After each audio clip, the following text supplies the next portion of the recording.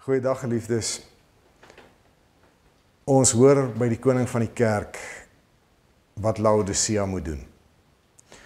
Ons hoor by die koning van die kerk en ons gaan by hierdie vers stilstaan die hele week, dat hy vir hulle sê, Openbaring 3 vers 17, julle sê, ons is ryk, skatryk, en ons het niks meer nodig nie.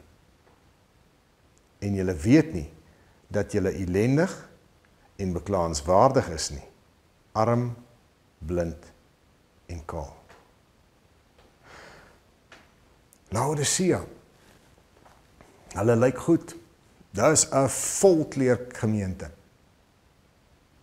Daar's genoeg geld, daar's genoeg klere, daar's genoeg kos, inteendeel daar is oorvloed.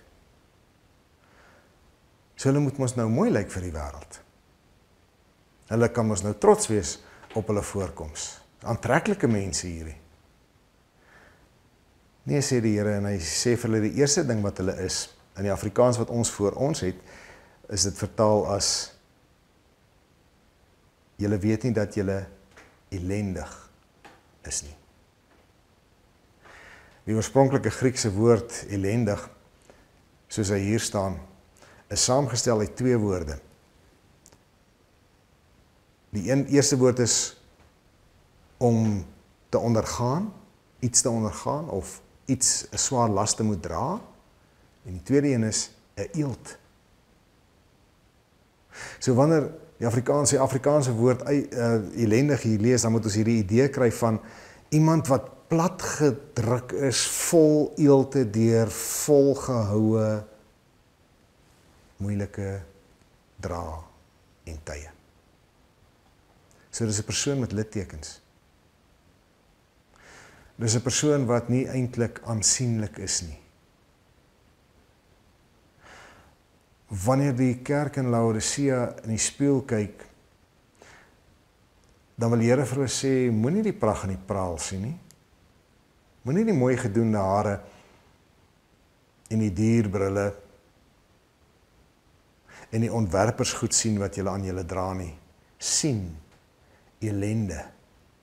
Sien julle self soos ek julle sien, vol eelte. Ellendig. Hulle weet dit nie eens nie, want hulle is so arrogant. Hulle is so selftevrede, hulle is so geraak, dat hulle nie eens meer wil of kan erken, dat dit nie mooi lyk nie. Paulus skryf 'n briefie vir die gemeente in Rome. En aan die einde van Romeine 7 skryf hy dan nou oor homself. Hy sê, ek ellendige mens, wie sal my van hierdie doodsbestaan verlos? Paulus, die wonderlike groot apostel, geesvervuld, leier, kragtige kerkbouer, kom op 'n stadium wanneer hy met sy gemeente praat en sê hy, ek is 'n ellendige mens. Ek lewe 'n doodsbestaan want ek is vasgevang in dit wat ek doen en dit wat ek nie wil doen nie. Julle ken mos hierdie gedeelte, dis hier waar hy sê, dit wat ek wil doen, dit doen ek nie, en dit wat ek nie wil nie, dit doen ek.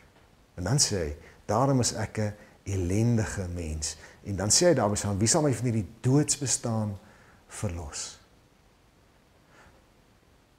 Paulus weet wat dit is om 'n vol eelte, onaanskoulike mens te wees.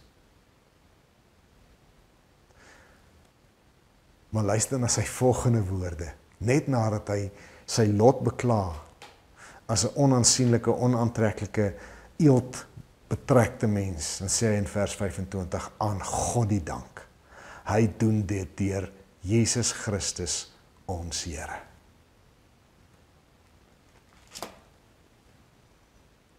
Laodicea weet nie as hulle is ellendig nie, maar God sien hulle as ellendig. Paulus weet in sy hart, wanneer jy besef jy is ellendig, en dit voel sleg, en dit voel seer, en jy hou nie van jouself nie. Aan God die dank. Hy maak ons nuut. Deur Jesus Christus. Nie deur nuwe wetgewing nie.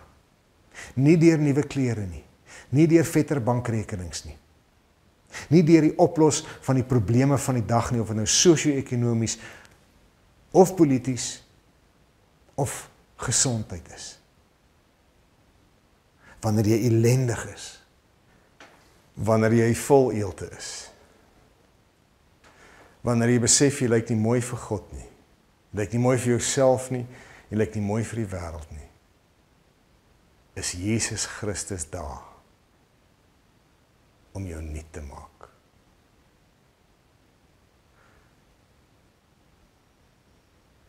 Kom ons gaan na sy kerk en ons laat hom toe om ons in hierdie tyd nuut te maak. Shalom.